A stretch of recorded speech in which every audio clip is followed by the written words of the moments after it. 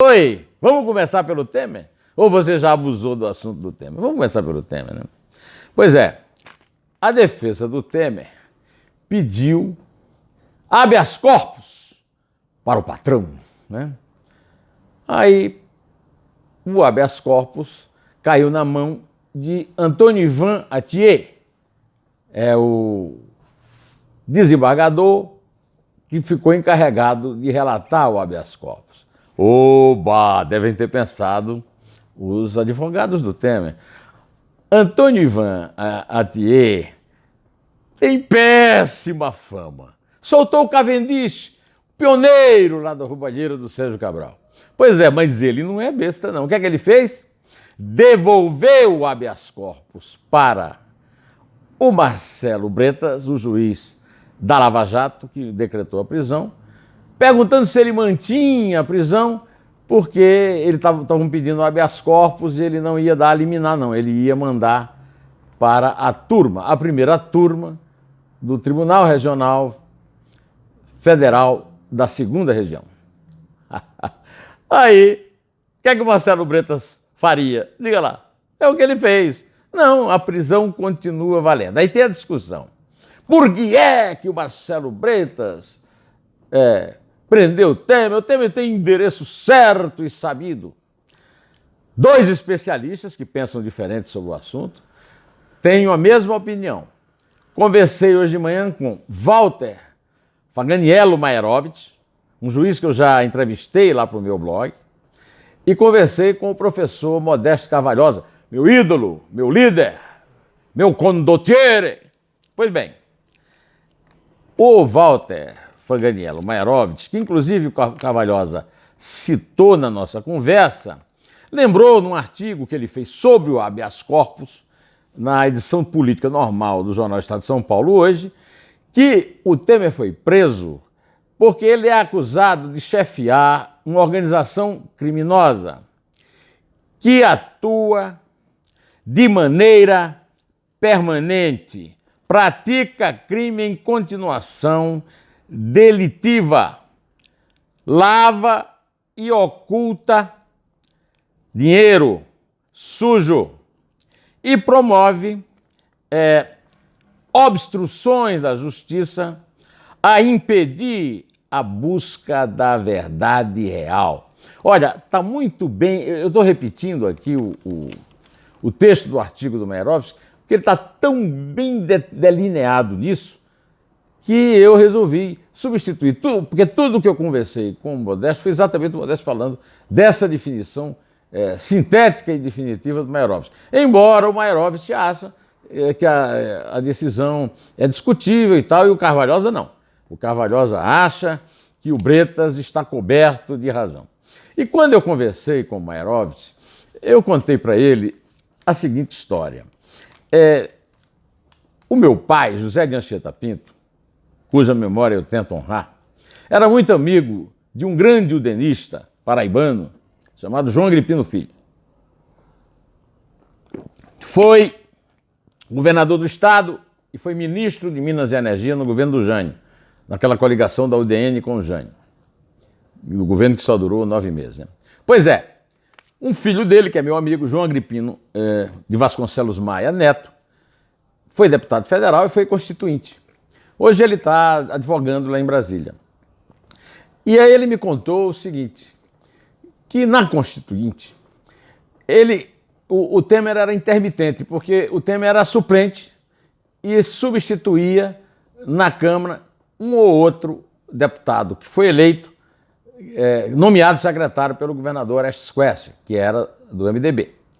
Pois é, e o Agripino até que simpatizou com ele, mas perguntou para o doutor Ulisses, doutor Ulisses, o que é que o senhor acha desse Temer? Um rapaz que entende muito de direito constitucional.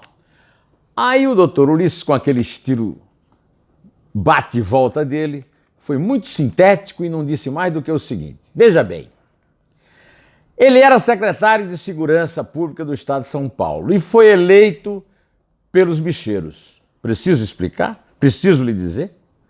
Aí o João Agripino disse, se eu dissesse que precisava, ia bancar o burro, né? Mesma coisa eu faço com você, repasso a declaração do Dr. Ulisses sobre o Temer, para vocês saberem se o Temer realmente está merecendo esse papel de vítima do punitivismo reinante no Brasil, né? Pois bem, enquanto a primeira turma do TRF2 decide sobre o que faz com a prisão do Temer na quarta-feira, até lá, o Temer, hoje, sábado e amanhã, domingo, dia 24, não recebe visitas, porque visita na Polícia Federal só de segunda a sexta. Coitado.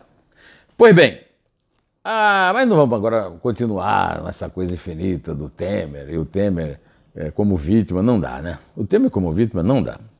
Pois bem, eu já falei aqui, inclusive, várias vezes, a minha testemunha, Isabel chegou em São Paulo faz 5 anos, eu estou em São Paulo há 49, e eu disse para ela que nos anos 90 se falava isso, do bicheiro que financiava o Temer, e se falava do Porto de Santos, mas não se falava ainda de Angra 3. Então, a questão agora é do Angra 3. E o assunto não foi para o Supremo, tem muita gente esperando aí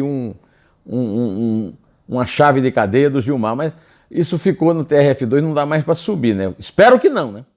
De qualquer maneira, vamos falar do Supremo?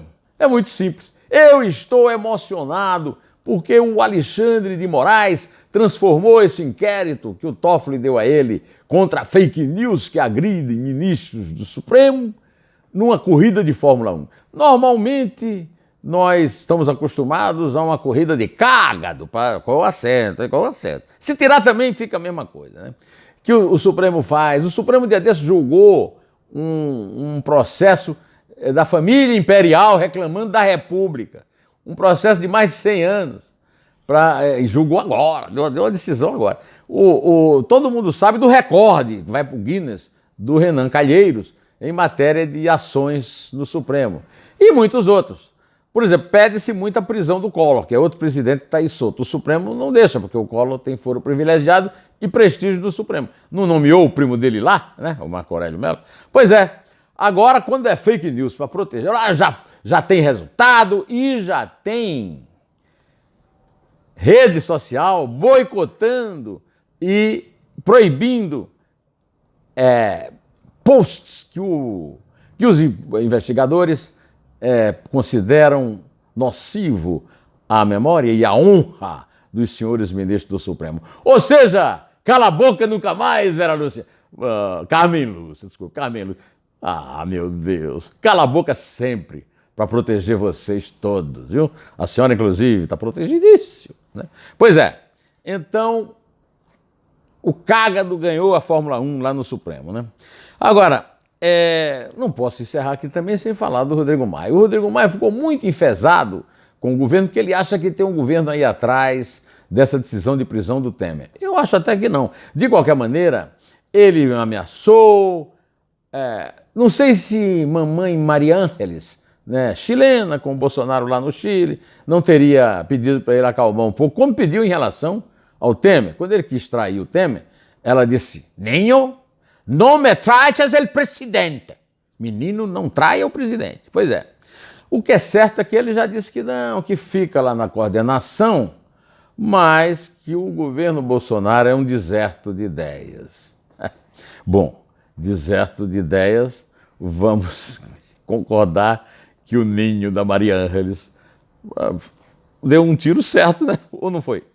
Bom, antes de encerrar, ainda quero falar que esta semana, no blog do Neumann, no portal do Estadão, tem uma entrevista imperdível do delegado Romeu Tuma Júnior. O delegado Romeu Tuma Júnior era da Polícia Federal. Ele é da Polícia Estadual, mas foi emprestado para a Polícia Federal quando o pai... primeiro foi emprestado ao DOPS. O pai era diretor do DOPS, o Lula foi preso, depois foi solto, e aí ele escreveu um livro chamado Assassinato de Reputações, um crime de Estado. E nesse livro ele diz que o Lula era agente de informação do pai dele, o delegado Tuma, que foi eleito senador e que era chamado xerife, e que tinha grande fama de policial eficiente.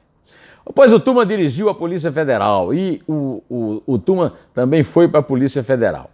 E o Tuma ficou lá na Polícia Federal o tempo suficiente para saber que a Polícia Federal vive sob um conluio do PT com o PSDB. Eu tenho falado isso. Agora, o Tuma foi político, foi cartola, ele foi vice-presidente de futebol do Corinthians, ainda é conselheiro vitalício do Corinthians, e entrou com uma definição brilhante de premonição,